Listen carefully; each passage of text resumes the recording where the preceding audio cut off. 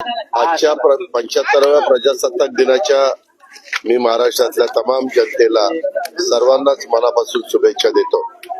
दरवर्षीच्या प्रथेप्रमाणे वेगवेगळ्या जिल्ह्यांमध्ये जिल्हाधिकाऱ्यांच्या पालकमंत्र्यांच्या हस्ते झेंडावंदन संपलेलं आहे।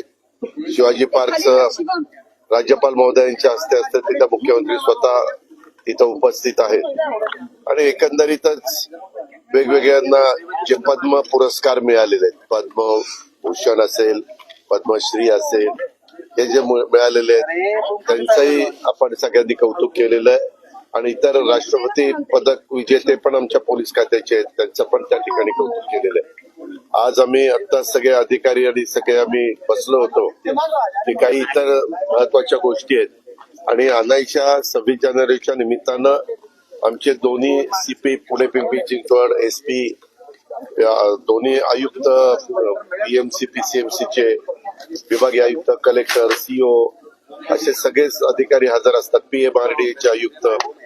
त्याच्यामुळे काही गोष्टी काल तुम्हाला माहिती असेल की आम्ही पुणे ह्याला इंदापूरला कार्यक्रमाला होतो, त्यावेळेस त्यांनी न्यायाधीशांनी असं सांगितलं की मुळशीमध्ये पौडला जागा पाहिजे, तिथं एक कोर्ट सुरू करायचंय। अशा पद्धतीनं काही काही ठिकाणी कोर्ट सुरू करायचे, त्यांचे काही प्रश्न होते, ते सगळे प्रश्न आता आम्ही बसून त्या ठिकाणी मार्गी लावले। ज्यांचं काम ज्यांच्याकडे होतं त्यांनी त्या ठिकाणी करायचं ठरवलेलं आहे आणि अशा पद्धतीची ती आजची मीटिंग झालेली आहे।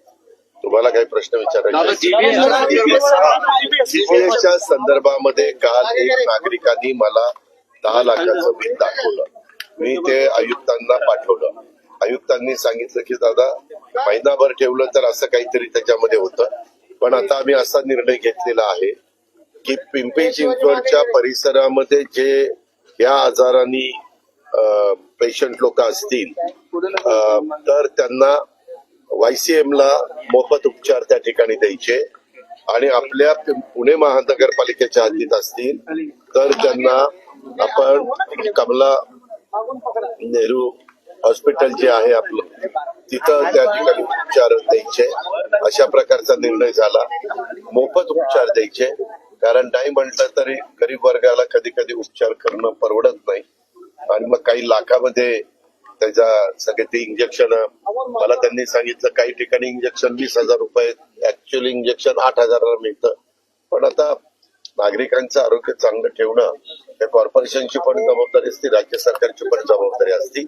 तर या दोनच्या संदर्भात निर्णय घेतलाय आणि तिसरा निर्णय मी उद्या मुंबईला गेल्यानंतर आरोग्य विभागाशी बोलून घेईल की ससूनला देखील ग्रामीण भागात जे पेशंट येतील त्यांना ससूनमध्ये आम्ही मोफत उपचार करू।